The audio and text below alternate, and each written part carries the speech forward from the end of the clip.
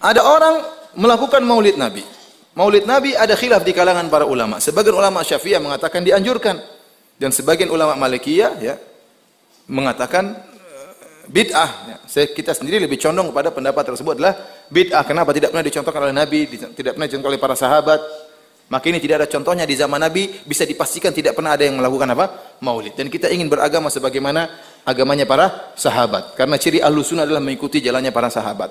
Nah, kalau kita berpendapat bahwasanya maulid adalah bid'ah, tidak bisa dikerjakan, kemudian ada saudara-saudara kita yang melakukannya, apakah kita tuduh mereka sebagai ahlul bid'ah keluar daripada Ahlussunnah? Jawabannya enggak. Kenapa? Karena bid'ah yang mereka lakukan bukan berkaitan dengan apa? Usuluddin, paham? Bukan berkaitan dengan masalah akidah. Tapi kita katakan mereka salah, ya. Namun kesalahan ini tidak mengeluarkan mereka dari apa? Ahlussunnah. Karena kesalahan mereka bukan masalah akidah. Ustadz cerdas ini sedang bertakiyah kepada muslimin dalam masalah hukum merayakan maulid Nabi Sallallahu Alaihi Wasallam dengan cara menutup-nutupi fatwa para ulama Wahabi yang diikutinya. Sekarang kami berikan bukti kepada pemirsa, apakah ucapan Ustadz cerdas ini dapat dipercaya ataukah tidak. Berikut fatwa-fatwa ulama Wahabi yang diikuti oleh Ustadz cerdas ini. Dalam kitab Majmu' Fatawa wa Maqalat karya Ibn Baz, salah satu ulama Wahabi, jilid 9 yang diterbitkan oleh Darul Qasim, cetakan pertama tahun 1420 Hijriah, halaman 72.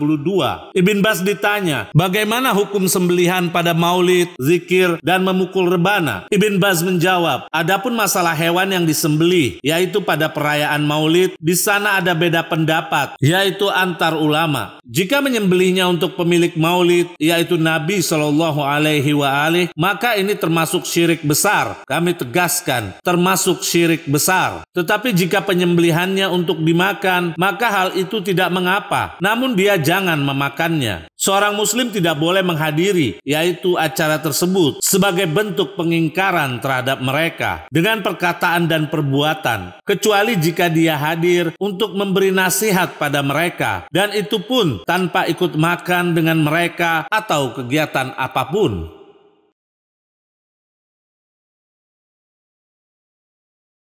Pernyataan Ibn Baz, jika menyembelih untuk pemilik hari maulid termasuk syirik besar. Yang menjadi pertanyaannya adalah, apakah ada seorang muslim yang menyembelih kurban bukan karena Allah? Ini merupakan permainan bahasa yang digunakan oleh Ibn Baz, karena pertanyaannya adalah hukum menyembelih kurban untuk peringatan maulid, bukan hukum menyembelih kurban untuk selain Allah. Ditambah lagi dengan kalimat Ibn Baz, tetapi jika menyembelihnya untuk makan, maka tidak mengapa. Apakah dapat diasumsikan bahwa menyembelih kurban bukan karena Allah adalah kemusyrikan, namun boleh untuk dimakan? Jelas hal ini menjadi rancu. Sehingga kita dapat simpulkan bahwa menyembelih kurban untuk konsumsi acara maulid hukumnya tidak diperbolehkan oleh Ibn Baz, walaupun terdapat ulama lain yang membolehkannya. Karena Ibn Baz di awal jawabannya menyatakan, adapun dengan hewan yang disembelih, yaitu pada perayaan maulid, terjadi perselisihan. Jika dikatakan kemusyrikan yang besar, artinya kaum Wahabi menganggap bahwa hal tersebut termasuk dalam usuluddin, yaitu pokok agama atau akidah. Ini salah satu bukti takiyahnya dan kebohongan Ustadz cerdas ini sebagai salah satu pentolan Wahabi. Bukti kedua adalah fatwa langsung pendiri ajaran Wahabi, yaitu Muhammad bin Abdul Wahab, bahwa majelis maulid Nabi termasuk majelis kekafiran. Dalam kitab Mu'allafat Ibn Abdul Wahab Ar-Rasailu Syaksiyah halaman 227,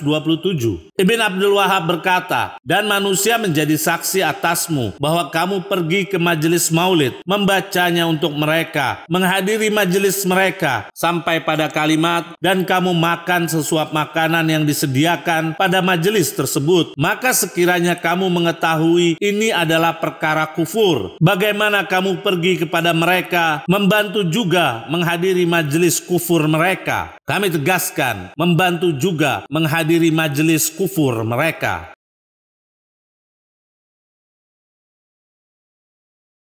Seperti inilah pernyataan keji dari pendiri Wahabi, yaitu Muhammad ibn Abdul Wahab, yang menyatakan kekafiran bagi orang yang membaca maulid Nabi serta yang menghadirinya, juga yang memakan hidangannya. Karena itu sangat aneh ustadz cerdas pura-pura tidak tahu fatwa dari imamnya. Atau ini salah satu cara untuk mengambil hati kelompok Ahlus Sunnah bahwa Wahabi sekarang sudah tidak bersikap keras terhadap perayaan maulid. Dengan semua bukti tersebut menunjukkan bahwa semua ucapan ustadz cerdas ini penuh kebohongan atau dia sedang bertakiyah. Kalau memang ustadz cerdas tidak dalam rangka takiyah, pasti saudara kembarnya yang lain pun akan memiliki prinsip yang sama tentang maulid. Namun, mari kita lihat video-video berikut yang datang dari para ustadz yang satu payung dengan ustadz cerdas ini. Apakah mereka sama ketika menanggapi hukum maulid Nabi? Maka kalau dikatakan misalnya maulid Nabi ada zaman Nabi?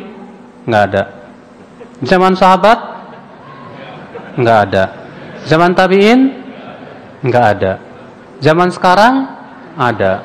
Sama dengan bid'ah. Betul. Ada ustadz mengatakan maulid itu termasuk dalam khilafiyah.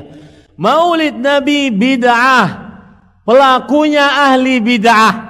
Semua buku sejarah menjelaskan tahun 230 Hijriah. Nabi meninggal tahun berapa? 11 Hijriah. Gitu kan? 11 Hijriah. Lalu kenapa harus ada dilakukan? Dan dari mana sejarahnya? Yang membuat pertama adalah orang-orang Syiah. Nabi SAW tidak pernah rayakan. Pernah ada yang bilang sama saya, Ustaz, kan Nabi SAW pernah bilang, waktu ditanya tentang puasa Senin, beliau mengatakan hari itulah aku dilahirkan. Terus kenapa? Berarti boleh merayakan ulang tahun hari Senin, gitu kan? Tidak. Nabi SAW cuma menginformasikan bahwasanya beliau lahir di hari Senin. Dan beliau tidak pernah ngumpulin sahabat untuk baca bersama-sama, merayakan hari raya. Beliau tidak pernah. Kalau itu benar, Nabi nggak bakal tinggalkan kok. Nabi nggak pernah rayakan hari lahirnya, jangan dirayain, selesai. Kalau ada undangan maulid Nabi gimana saya boleh mendatanginya? Tidak boleh. Ya, kita harus mengingkari, tapi dengan cara yang baik. Katakan kepada orang awam bahwa maulid itu tidak diajarkan dalam sunnah Rasulullah SAW. Tidak juga oleh para sahabat. Imam Syafi'i tidak pernah mengajarkan, Imam Malik, Imam Ahmad bin Hanbal tidak pernah mengajarkannya. Perayaan maulid pertama kali disebutkan dalam kitab Tarikh Mesir oleh Al-Makrizi, dilakukan oleh Bani Fatimiyun, yang mereka ini adalah orang-orang penganut Syiah ekstrim, yang mereka mengandung pemahaman batiniyah yang kufur, dikafirkan oleh para ulama. Mereka-mereka ini, kerajaan yang pertama kali mengamalkannya ini. Itu pun alasan mereka melakukannya adalah ingin menyerupai Natalannya orang-orang Nasrani. Jadi dari berbagai segi, sudah tidak ada tuntunannya, sebabnya juga tasyabuh dengan orang-orang kafir, maka ini sama sekali tidak dicontohkan oleh generasi utama umat ini. Semboyan kelompok anti maulid hanya satu, bahwa Nabi tidak pernah melakukannya, sehingga jika kita melakukan suatu kebaikan yang tidak ada contoh dari beliau sallallahu alaihi wa alihi, langsung divonis ahli bid'ah. Sekarang kami ingin meminta kepada kalian, wahai para ustadz Wahabi, tanggapan riwayat di bawah ini. Dalam kitab Syu'abul Iman karya Al-Baihaqi, salah satu ulama Ahlus Sunnah, jilid 3 yang diterbitkan oleh Maktabah Ar-Rushd, cetakan pertama tahun 2003, halaman 346. Diriwayatkan dari Nafi dari Ibn Umar yang berkata, Umar bin Khattab belajar surat Al-Baqarah selama 12 tahun. Ketika dia menyelesaikannya, dia menyembelih unta atau kambing.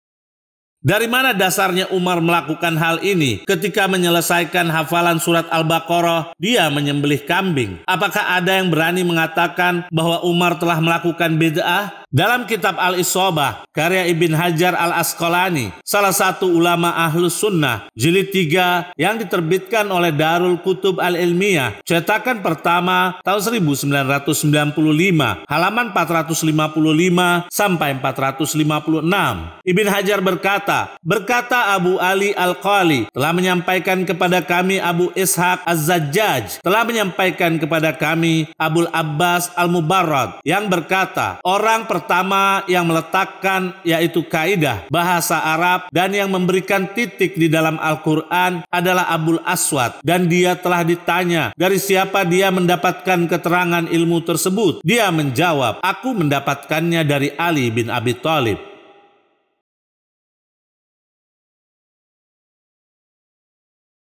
Dari sini kita mengetahui bahwa asal muasal huruf-huruf di dalam Al-Quran adalah tidak terdapat tanda titik sama sekali. Misalkan huruf ba sama dengan huruf ta, huruf jim sama dengan huruf ha, dan begitu seterusnya. Namun, seorang tabi'in Abul Aswad Ad-Du'ali telah meletakkan titik di dalam Al-Quran dan manfaatnya sampai ke zaman kita sekarang ini. Apakah ada yang berani mengatakan bahwa Abul Aswad adalah pelaku bid'ah karena telah mengerjakan sesuatu yang tidak dicontohkan oleh Rasulullah Shallallahu Alaihi Wasallam? Dalam kitab Hilyatul Aulia, karya Abu Nuaim, salah satu ulama Ahlus Sunnah, jilid 1 yang diterbitkan oleh Darul Fikr, cetakan tahun 1996, halaman 113. Abu Nuaim berkata, di saat mereka membawa Khubayb keluar dari tanah suci agar mereka dapat membunuhnya di Al-Hil, yaitu di luar tanah suci, Khubayb, yaitu bin Adi, salah satu sahabat Nabi, berkata kepada mereka, biarkan aku melaksanakan sholat 2 rakaat. Lalu mereka pun membiarkannya melakukan sholat. Lalu Khubayb berkata, demi Allah, jika bukan karena kalian mengira bahwa yang ada pada diriku ini adalah suatu kegelisahan, maka akan kutambah rakaatnya.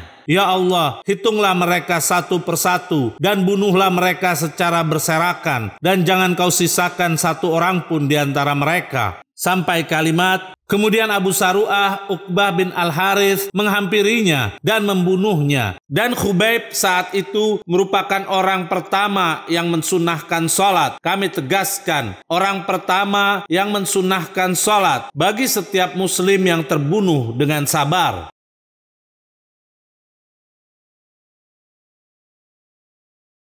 Riwayat yang sama terdapat dalam kitab Sifatus Sofwah, karya Ibn Al-Jauzi, salah satu ulama Ahlus Sunnah, yang diterbitkan oleh Darul Kitab Al-Arabi, cetakan tahun 2012, halaman 223.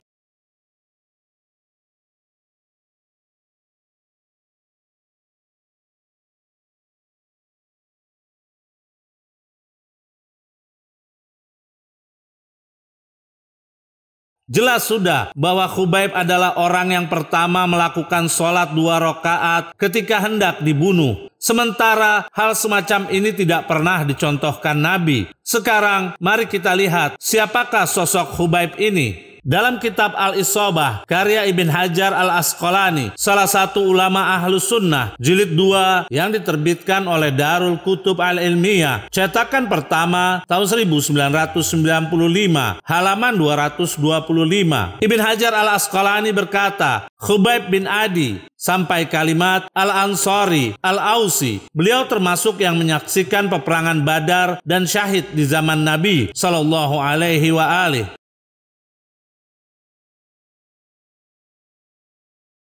Ini merupakan dalil bahwa hal-hal baru yang sejalan dengan syariat, yaitu bid'ah hasanah, telah dilakukan oleh sahabat Nabi, sedangkan mereka adalah orang yang lebih memahami agama Islam. Mana slogan kalian, hai Wahabiyun? Kita harus kembali ke salaf. Bukankah sahabat itu termasuk salaf? Mulai saat ini kami sarankan kepada muslimin untuk terus merayakan Maulid Nabi dan jangan hiraukan semua ocehan ustadz-ustadz pembohong ini yang selalu berpura-pura baik di hadapan muslimin, namun pada hakikatnya mereka menusuk dari belakang, mencerca, mencela, mengkafirkan terhadap semua orang yang merayakan kelahiran Nabi Sallallahu Alaihi Wasallam.